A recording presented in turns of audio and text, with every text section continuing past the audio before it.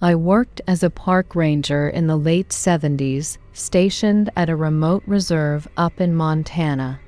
Back then, I was in my mid-30s, single, and used to spending weeks alone in the woods without seeing another soul. The isolation never got to me. I actually preferred it that way. My main job was to monitor wildlife, keep trails clear, and occasionally deal with hikers who lost their way. I had a little cabin as my outpost, stocked with canned food and a radio that barely worked when the weather turned. Most days were uneventful, just trees and silence. But this one morning in late October, the air had a bite to it and everything felt off. I remember wrapping my jacket tighter, my breath coming out in frosty puffs as I made my way along a narrow path that cut through a denser part of the forest. I first noticed the crows around noon, a whole murder of them circling low and restless, their cawing sharp and frantic. It wasn't normal usually, they'd be scattered or perched, not swarming like that. I hesitated, but curiosity got the better of me. Leaving the main trail, I followed them deeper into the woods, crunching through layers of brittle leaves. The trees grew thicker, weaving shadows despite the pale sun overhead. As I got closer, the crows flapped higher, agitated, a few black feathers drifting down. The stench hit me next coppery and rotten, like roadkill left out too long. I swallowed hard, my fingers tightening around the grip of my flashlight, even though it was still daylight. The source of the smell wasn't hard to find. In a small clearing, half hidden by twisted roots and fallen branches, lay a deer. Its legs kicked weakly, eyes rolling wild with pain. But that wasn't what stopped me cold.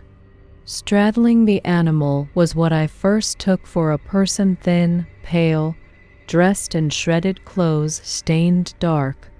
But the way it moved wasn't right, jerky and wrong like a puppet with tangled strings. Its fingers were sunk deep into the deer's side, pulling out chunks of flesh that it stuffed into its mouth with a ravenous speed. I couldn't move, couldn't breathe. My mind struggled to process what I was seeing, every instinct screaming to turn and run. But my legs locked up, boots rooted in the dirt as I watched in horror. Then it turned. Slow, deliberate, the way a predator might when it knows its prey can't escape. Its face was gaunt, eyes sunken and too dark, like looking into holes punched straight through its skull. Blood dripped from its cracked lips, and when it smiled, the skin stretched too far over its teeth. I stumbled back, a branch snapping under my boot, and that was enough. It dropped the meat, head cocking to the side as if listening. My heart hammered so loud I was sure it could hear that too. And then, in a voice that was barely more than a rasp like wind through dead leaves, it spoke. "You saw too much." The words were slow, deliberate, and somehow worse than the sight of it feeding. I didn't think, just turned and bolted, branches whipping my face and arms as I tore back through the woods. My breath came in ragged gasps, each one burning my throat, but I didn't dare look back. I could still hear it though, the wet drag of limbs, leaves rustling unnaturally fast behind me. I wasn't even sure I was heading the right way, just stumbling forward, blinded by panic. The trees seemed to close in tighter, clawing at my sleeves, my legs threatening to buckle with every step. I clung to one thought: get back to the cabin, lock the door, call for help. But the radio was miles away, and all I had was my hunting knife and a canteen sloshing uselessly at my hip. Somehow I broke through to the main trail, nearly collapsing when the trees thinned. The sun was dipping lower, shadows stretching long and cold, and the crows were gone vanished as if they'd never been there. I forced my legs to keep moving, breath hitching with every glance over my shoulder. But the thing, whatever it was, didn't follow me past the clearing. I made it back to the cabin just as dusk settled, slamming the door behind me and sliding the bolt with shaking hands. The silence inside was suffocating, only broken by the static hiss of the radio that refused to pick up anything but dead air. I tried to steady my breathing, pressing my back to the wall, but the image of that face, those eyes, empty and endless, was burned into my mind. I spent that night in the cabin with every light on, the knife gripped tight in my hand. Sleep was out of the question. Every gust of wind outside made me flinch. Every crackle of the radio felt like a warning. I kept replaying what I'd seen, trying to convince myself it was some kind of nightmare brought on by exhaustion or bad food. But the smell of blood still clung to my clothes, sour and metallic, refusing to let me forget. A couple of times I thought I heard scratching at the door, slow and deliberate, but when I held my breath to listen, there was nothing but the wind. By dawn I was a mess, eyes gritty and mind fogged with terror and exhaustion. I knew I couldn't stay not alone. As soon as there was enough light, I forced myself outside, gripping the knife so tight my knuckles went numb. The woods were eerily silent, no birds, no wind, just the crunch of my boots and my pulse pounding in my ears. I made a beeline for the service road that cut through the reserve, desperate to find another ranger or even a hunter, anyone who could tell me I wasn't losing my mind. But as I reached the edge of the clearing where I'd seen it, my steps faltered. The ground was a mess of trampled leaves and blood, but the deer was gone, drag marks leading deeper into the woods, like something had dragged it away during the night. The air was heavy with that same rotten stench, and I had to swallow hard to keep from gagging. I didn't stick around to investigate. Whatever had happened here, I didn't want to know more. I reached the ranger station by midday, lungs burning and legs trembling with every step. Mark, one of the senior rangers, was just stepping out when he saw me stumbling up the path. I must have looked half dead because his face went pale and he rushed over, grabbing my shoulder with a grip that was almost painful. I tried to explain, words tumbling out too fast, breathless and broken. But the more I talked, the deeper his frown got, eyes narrowing like he was trying to piece together a bad joke. When I mentioned the thing's eyes and the words it spoke, Mark's hand dropped away, and he looked past me, into the woods, jaw tight.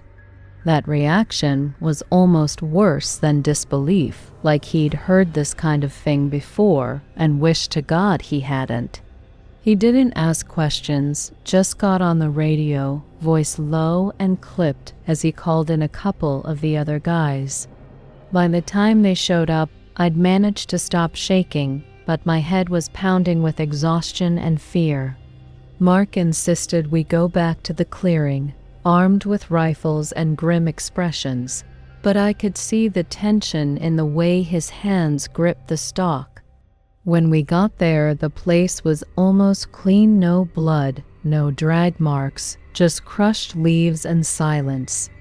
One of the guys muttered something about bears or coyotes, but Mark shut him down with a glare.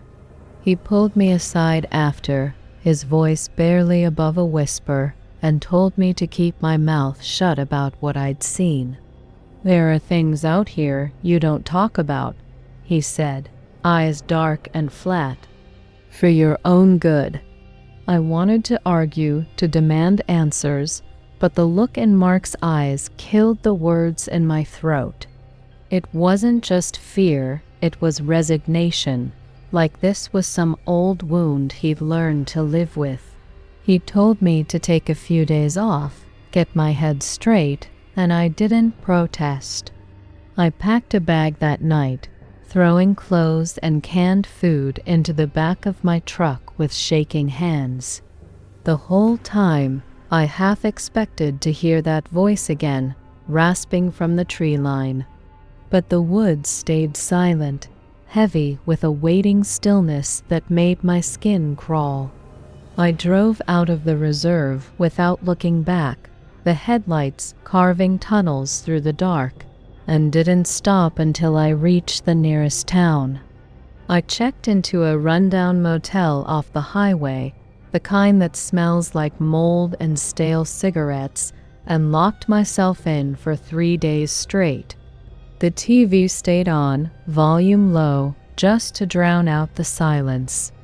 I didn't call anyone, not my family, not the other rangers, too afraid I'd start talking and never stop. I couldn't eat, couldn't sleep, just sat on that scratchy bedspread, replaying everything in my head until I started to wonder if maybe I'd really lost it out there. But every time I shut my eyes, I saw that face, the black pits where its eyes should have been, and I knew. Madness didn't leave claw marks down your arms or fill your nostrils with the stink of rot. Whatever I'd seen was real, and it was still out there, somewhere in those woods. On the 4th day, I couldn't take the isolation anymore. I called up Bill, another ranger I'd known for years, steady, practical, the kind of guy who always had a flask and a bad joke ready. I figured if anyone would listen without calling the cops or a shrink, it'd be him. He picked up on the second ring, sounding surprised, but not unfriendly. I didn't tell him everything, just that something happened in the woods and I needed to talk. He agreed to meet at a bar just off the highway, no questions asked. The relief was almost enough to stop my hands from shaking as I pulled on a jacket and stepped into the evening chill. The bar was nearly empty, just a couple of truckers hunched over beers and a waitress who looked half asleep. Bill was in a back booth, flannel sleeves rolled up, nursing a whiskey. I slid in across from him, heart pounding so hard I could barely hear his greeting. But as soon as I started talking about the crows, the deer, that thing's voice, his face changed. The color drained out, eyes flicking to the door, like he expected someone to burst in. When I finished, he didn't say anything for a long moment, just stared into his drink. Then he leaned in, voice low and rough. "You need to leave," he said, each word slow and deliberate. "And don't ever go back there." It wasn't a suggestion. It was a warning. I tried to press him, asking what he knew, if he'd seen it too, but Bill just shook his head, eyes fixed on the stained tabletop. "Ain't my story to tell," he muttered, running a hand over his face like he was wiping away the memory. "But some things in those woods ain't natural. Older than the trails, older than any of us. You see 'em, you keep walking. You hear 'em, you don't listen." His voice cracked a bit at the end, and that scared me more than anything. Bill was the type who'd cracked jokes at a bear attack once, laughing it off with claw marks down his shoulder. Seeing him like that, scared, defeated, made my stomach twist. I didn't ask anything else. Didn't want to know.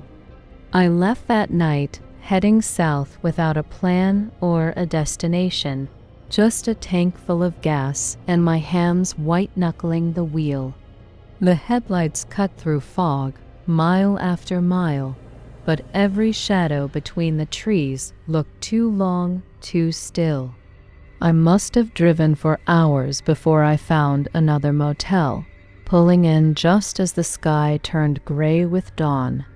Even then, sleep didn't come easy. Every time I closed my eyes, I saw that thing again, its mouth stretched too wide, the words scraping out like dry leaves. You saw too much. The worst part was, I couldn't even deny it, because every instinct screamed that it wasn't just a threat. It was a promise. I spent the next few weeks drifting from one town to the next, never staying more than a night or two. I didn't bother calling the ranger station to quit. I figured they'd piece it together when I didn't come back. Sleep was a luxury I couldn't afford, not with nightmares snapping at my heels every time I shut my eyes. I started carrying a pistol, safety off, even in daylight, fingers twitching at every shadow. Paranoia settled into my bones, turning me into one of those drifters you see mumbling to themselves in gas station parking lots. I hated it, but fear does that to a man, strips you down to your most primal self, just fight or flight with nothing in between. About a month in, holed up in a dingy motel somewhere in Idaho, I got a knock on the door that almost stopped my heart. I grabbed the pistol, easing to the side of the door, palms slick with sweat. But when I cracked it open, it was Mark, older, more worn around the edges, but alive. I hadn't told him where I'd gone, hadn't told anyone, so seeing him there gray-eyed and grim felt like a bad omen. He didn't waste time on small talk, just pushed inside, eyes scanning the room like he expected something to lunge out of the shadows. "Had to make sure you didn't do anything stupid," he said, voice flat. "These things have a way of sticking with you." Mark didn't sit, just paced the length of the room, boots heavy on the threadbare carpet. He looked like he hadn't slept in days, eyes red-rimmed, hair sticking out under his cap. When I asked what the hell was going on, he hesitated, jaw working like he was chewing on barbed wire. Finally, he stopped, exhaled slow through his nose. "We've had incidents before," he admitted, the words bitter. "Folks seeing things that shouldn't be there. Bodies that don't stay buried. You're not crazy, but if you go around talking about it, you'll wish you were." The way he said it left no room for argument. I wanted to demand more names, dates, proof that I hadn't just lost my mind, but the look in his eyes made me swallow the questions. He pulled a map from his jacket, creased and smudged, and spread it on the bed. There were red circles drawn through parts of the reserve places I'd patrolled a dozen times without a second thought. "Stay out of these areas," Mark said, jabbing a finger at the map. "And if you hear or see anything unnatural, you leave. No playing hero." His voice cracked on the last part, and for the first time, I saw it, the guilt etched deep in the lines of his face. I realized then that whatever I'd seen, Mark had probably seen worse, maybe even lost people to it. Before he left, he gripped my shoulder hard enough to bruise, eyes boring into mine. "Leave the state," he warned. "Burn that jacket. Get a new name if you have to, just don't go back."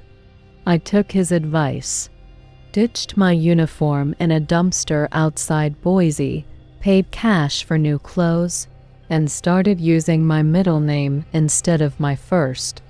It felt like some bad spy novel, but Mark's words stuck, heavy and cold, twisting my gut every time I thought about going back.